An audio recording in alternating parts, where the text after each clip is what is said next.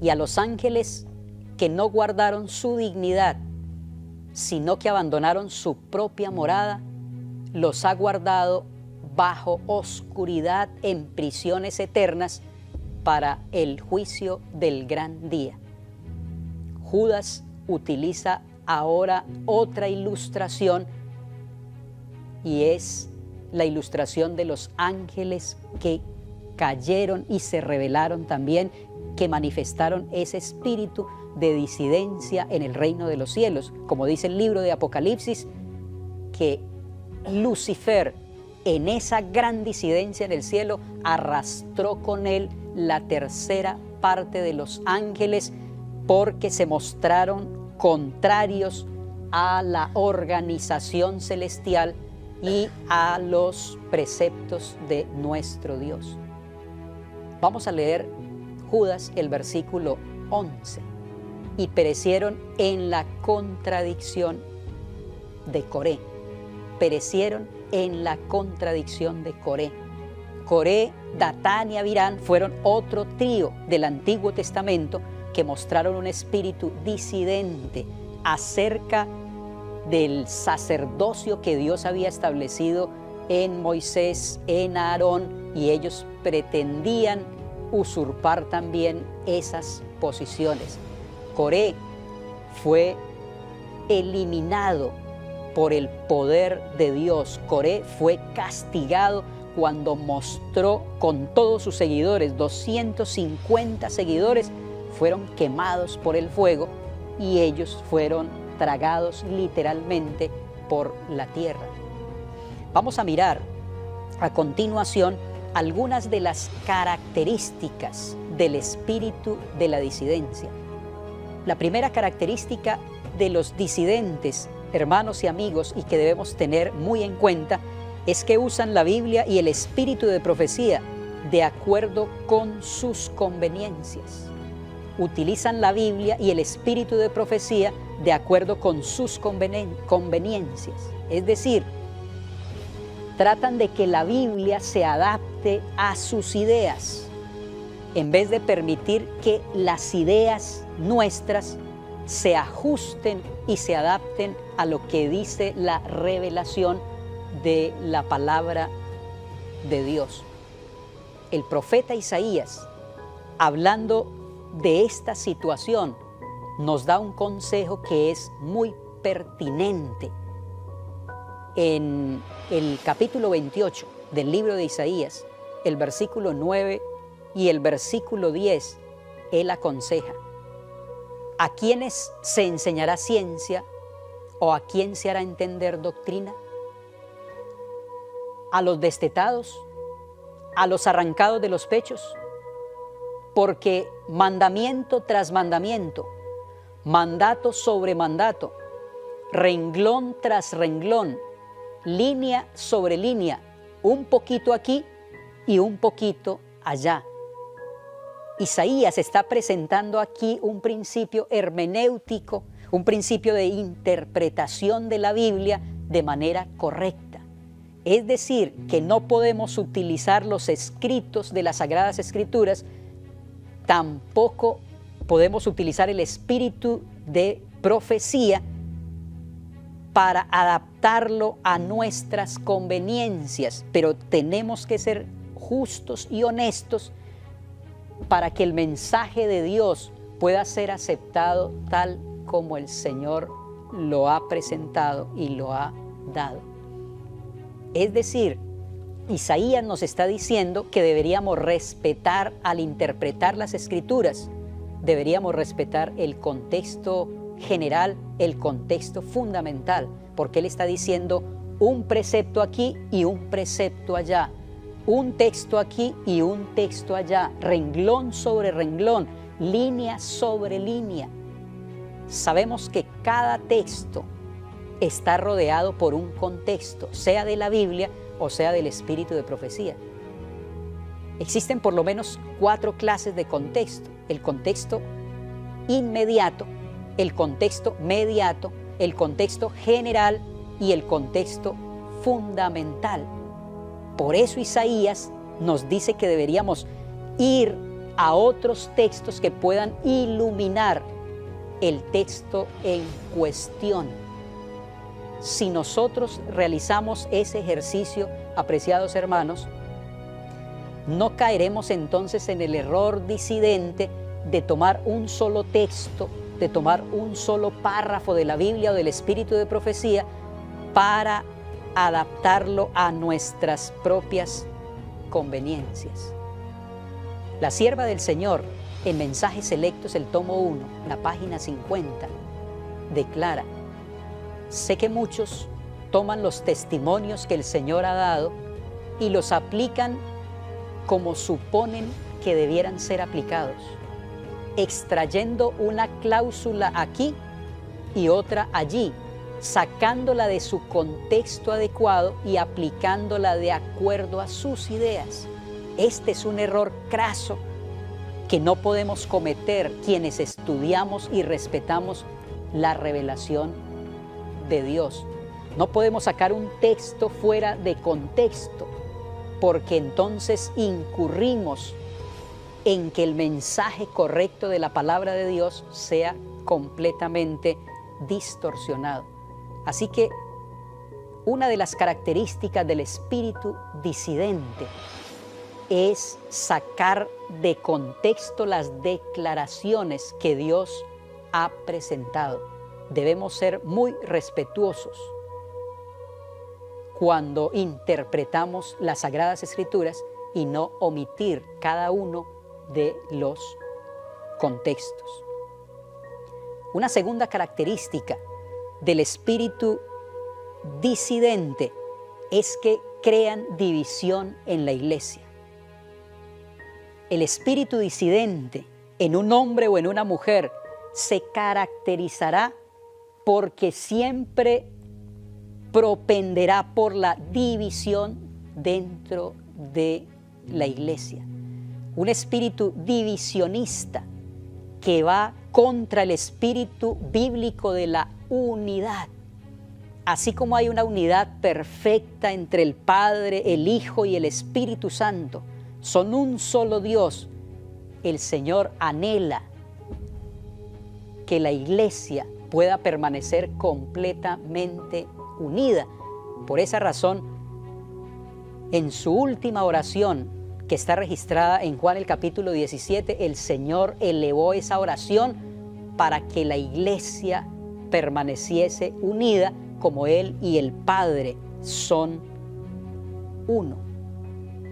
No podemos, apreciados hermanos y amigos, promover ese espíritu divisionista, porque la sierva de Dios ha dicho que si hay una reforma y un reavivamiento, esa reforma debería darse, sí, la necesitamos urgentemente, pero en el seno de la iglesia, no fuera de ella, no creando grupos divisionistas, no creando un movimiento aquí y otro movimiento allá, pero la sierva de Dios dice que ese movimiento de reforma debe darse en el seno de la iglesia del Señor. En el libro Joyas de los Testimonios, el tomo 2, la página 167, ella declara: la influencia de los tales, hablando de los disidentes, tiende a derribar y dispersar lo que edifican los siervos de Dios. Este espíritu derriba los fundamentos, derriba las paredes, los cimientos que se han ido colocando por los siervos de Dios, y por eso no contribuye al engrandecimiento de la causa de Dios en esta tierra. La sierva del Señor sigue diciendo: os digo, hermanos míos, el Señor tiene un cuerpo organizado por medio del cual Él trabaja, un cuerpo unido, un cuerpo organizado. Cuando alguien se está apartando del cuerpo organizado del pueblo que guarda los mandamientos de Dios, cuando comienza a pesar la iglesia en sus balanzas humanas y a pronunciar juicios contra ella, podéis saber que Dios no lo está dirigiendo, está en el camino equivocado. cuando alguien se aparta de ese cuerpo organizado para formar grupos disidentes lejos de la iglesia, no en el seno de la iglesia procurar esa reforma, la sierva del Señor dice que está yendo en el camino equivocado. Una tercera característica del espíritu de la disidencia es que su mensaje es tan negativo que descorazonan a los hermanos en la iglesia. Los disidentes normalmente traen un mensaje que de verdad es bien pesimista, un mensaje que quien lo escucha queda totalmente descorazonado, totalmente desanimado, como que no tiene esperanza, está totalmente perdido. Esta es otra de las características del espíritu de la disidencia. Es verdad que hay errores en la iglesia de Dios, porque la iglesia de Dios está conformada por hombres y mujeres imperfectos, imperfectas. Es verdad que debemos llamar la atención a esos errores y a esos pecados que se cometen abiertamente, pero también es verdad que debemos presentar un mensaje equilibrado, porque los pecadores necesitan reconocer su condición pecaminosa, pero también necesitan escuchar que hay esperanza para su pecado, que hay esperanza para su condición pecaminosa y que Cristo Jesús tiene el poder de redimir al pecador que ha caído más bajo en el abismo del pecado. El espíritu disidente no presenta un mensaje de esperanza.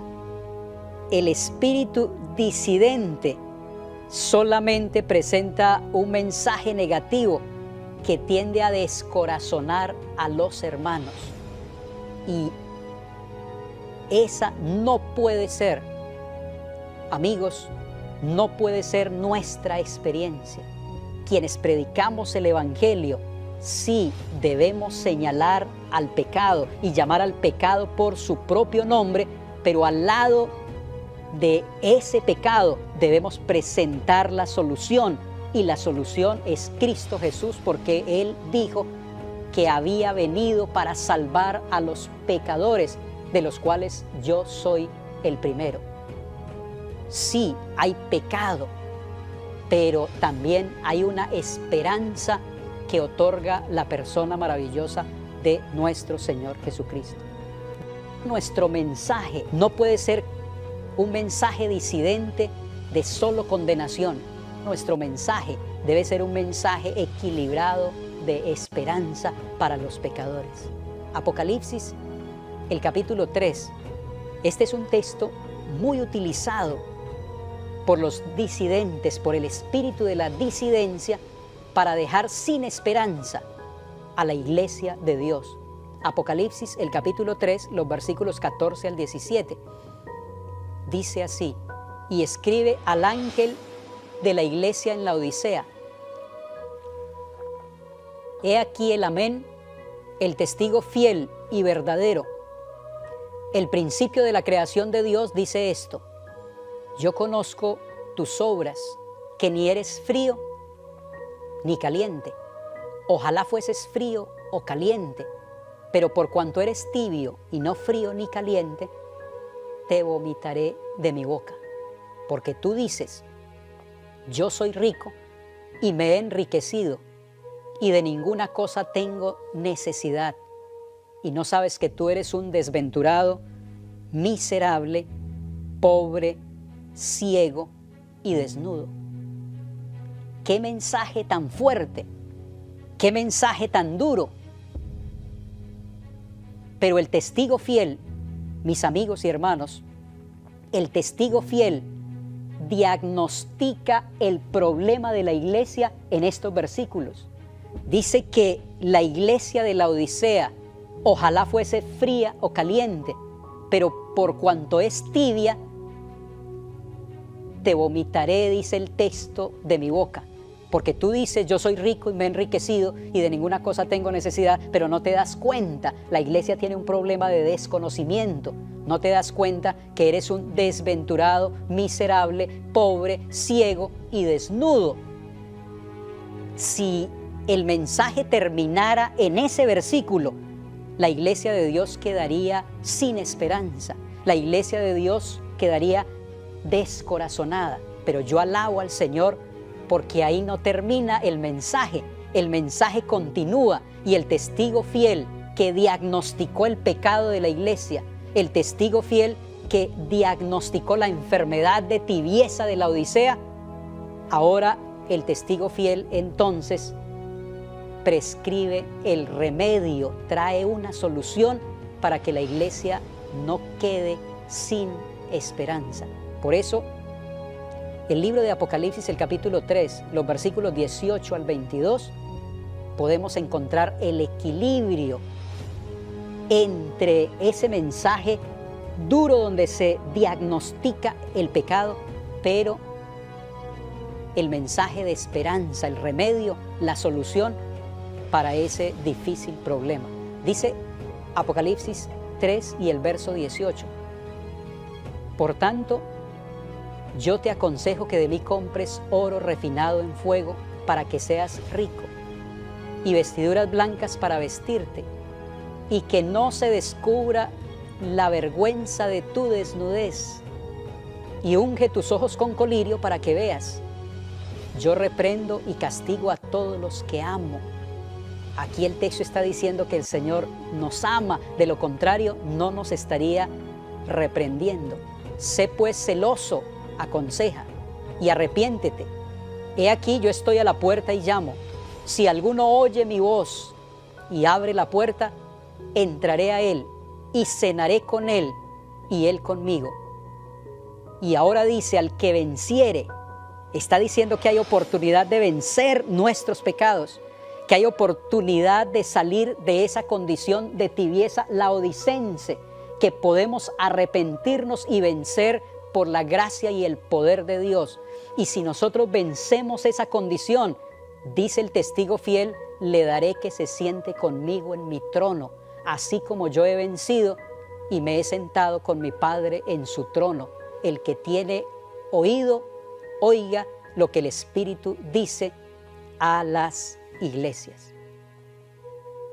Hermanos y amigos, este es el espíritu de la disidencia, el espíritu de presentar un mensaje desequilibrado, un mensaje solo de condenación. Pero la Biblia ilustra cómo deberíamos nosotros presentar nuestro mensaje. Sí, debemos diagnosticar el pecado, pero debemos prescribir el remedio y la solución para no dejar la iglesia totalmente perdida y descorazonada. Una cuarta característica de los movimientos disidentes es que crean sospechas con relación al ministerio y a los dirigentes de la obra. Este es un espíritu que se evidencia constantemente en este tipo de movimientos. Crear sospechas con relación al ministerio y además de eso, en dirección a los dirigentes de la obra. Para el espíritu disidente, casi nada de lo que se hace en la Iglesia Adventista del Séptimo Día está bien. Todo es negativo, todo es pecado. Pero la palabra de Dios nos muestra cómo deberíamos nosotros manejar este problema. Quiero invitarles para que leamos en el Evangelio de San Mateo. En el Evangelio de San Mateo, el capítulo 18, los versículos 15 al 17. Mateo, el capítulo 18, los versículos 15 al 17. Hay instrucciones aquí de parte del Señor Jesucristo que nos ayudarían a nosotros como iglesia, nos ahorrarían muchos problemas y muchos dolores de cabeza si nosotros entendemos esta palabra y la ponemos en práctica a nivel personal y a nivel congregacional. Dice el versículo 15, por tanto, si tu hermano peca contra ti, ve y repréndele estando tú y él solos. Si te oyere, has ganado a tu hermano. Mas si no te oyere, toma aún contigo a uno o dos, para que en boca de 2 o 3 testigos conste toda palabra. Si no los oyere a ellos, dilo a la iglesia, y si no oyere a la iglesia, tenle por gentil y publicano. Hermanos, Jesús ha sido claro en la forma como nosotros deberíamos tratar los problemas dentro de nuestra iglesia para no crear este tipo de disensiones, para no levantar sospechas sobre los líderes de la iglesia, para no levantar sospechas sobre los pastores. Si tomáramos esta palabra y la pusiéramos en práctica, la iglesia de Dios sería otra, porque es el Espíritu de Dios y no el espíritu de la disidencia. Qué bueno es cuando nosotros como miembros de iglesia tenemos algo contra un pastor, hay algo de un líder o dirigente de la obra que no va con nosotros. Dios ha ordenado en su palabra, Él nos autoriza que mi responsabilidad es ir a esa persona hacia la cual yo tengo algo en contra de ella. Y el texto bíblico dice, ve y habla con él estando tú y él solos. Ese es el Espíritu de Cristo. Poder ir para hablar con madurez y exponer lo que no nos gusta de esa persona, lo que no nos gusta de su doctrina, lo que no nos gusta de su administración, etcétera, etcétera. No podemos usar el espíritu de Satanás para crear disensión, yendo a otras personas a hablar de esa situación negativa. El espíritu de la disidencia lo hará, publicará, creará sospechas acerca de los dirigentes de la iglesia, pero el Señor nos instruye que debemos tratar de hablar personalmente. Si ese individuo no presta atención a nuestras recomendaciones, el texto dice que debemos dar el segundo paso, y es tomar con nosotros a 1 o 2 testigos para que podamos nuevamente reconvenirle y presentarle a él esta situación. Si ese dirigente está en pecado, nosotros tenemos esa responsabilidad antes de comunicarlo a otras personas. Si no oye a los testigos, el tercer paso dice, dilo a la iglesia. Y si no oye a la iglesia, tenle por gentil y publicano. Esta es una forma poderosa, ideal, que presenta la Sagrada Escritura para prevenir ese espíritu de disidencia dentro de nuestra iglesia. Dice también la sierva de Dios en Testimonios para los Ministros, la página 51, que el espíritu de los disidentes, ellos se burlarán de la orden del ministerio como un sistema de clericalismo. De los tales, aconseja ella, apartaos, no tengáis comunión con su mensaje, por mucho que citen los testimonios y traten de atrincherarse detrás de ellos. Citar los testimonios, atrincherarse detrás de ellos, pero se burlan de la orden del ministerio que Dios ha establecido. Y qué bueno recordar aquí el respeto de David con el rey que había sido establecido por Dios. Aunque Saúl no era perfecto, aunque Saúl estaba en pecado, David fue capaz de decir, ¿cómo tocaría yo al ungido del Señor? Pero el espíritu disidente se toma el trabajo, el espíritu disidente se da la licencia para cuestionar, como dijo la sierva del Señor, de casa en casa, la autoridad y el carácter de los siervos de Dios. Otra de las características del espíritu de la disidencia es que en relación con la verdad, ellos enfatizan solo una parte de la misma. Aunque hay un todo en la verdad, un todo general, ellos toman solo una parte para ser enfatizada y como consecuencia se produce entonces un desequilibrio fatal en las enseñanzas de las Sagradas Escrituras. Coloquemos un ejemplo. El estilo de vida saludable. La Biblia promueve, y el espíritu de profecía, un estilo de vida saludable, porque nuestro cuerpo es templo del Espíritu Santo. Pero un estilo de vida saludable es el concepto general, porque implica muchas cosas. Estilo de vida saludable implica hacer ejercicio. Estilo de vida saludable implica tomar agua pura. Estilo de vida saludable implica descansar adecuadamente. Estilo de vida saludable significa ser temperante. Estilo de vida saludable es algo general. El problema es, apreciados hermanos y amigos, cuando nosotros reducimos el estilo de vida a no comer carne. Es parte del estilo de vida saludable no consumir carne. Es parte, pero no es el todo. El espíritu disidente hace énfasis solo en una parte, enfatizan solo un aspecto de la verdad, dejando otros al margen.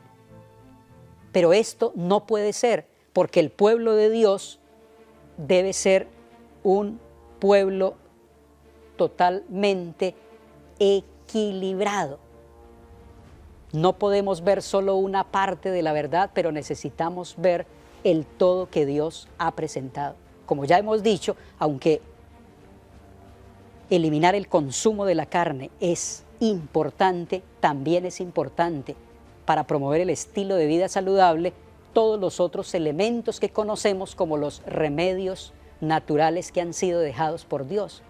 Porque podríamos hacer mucho énfasis en eliminar de nuestro régimen la carne, pero si no hacemos ejercicio, pero si no tomamos agua pura, pero si no tomamos el sol debidamente, pero si no descansamos debidamente, nos estamos desequilibrando en nuestro mensaje. El espíritu disidente entonces trabaja de esa manera. Otra de las características de los disidentes es que están en contra de la organización. Estar en contra de la organización. La palabra de Dios en la primera carta a los Corintios nos recuerda en el capítulo 14 y el versículo 40. Pero hágase todo decentemente y con orden. El pueblo de Dios es un pueblo de orden. El pueblo de Dios, la iglesia del Señor, es una iglesia que está sistematizada, está dentro de un sistema mundial. No trabajan ruedas sueltas, ruedas independientes, pero todas esas ruedas están integradas en un sistema de orden mundial que caracteriza a una iglesia con una misión mundial. La sierva de Dios, hablando de esta organización, en el libro Palabras de Vida del Gran Maestro, la página 98, declara: en esta época hay un nuevo desarrollo de la verdad, un mensaje de Dios al pueblo de esta generación. Las viejas verdades, dice ella, son todas esenciales, aún la de la organización. La nueva verdad no es independiente de la antigua verdad.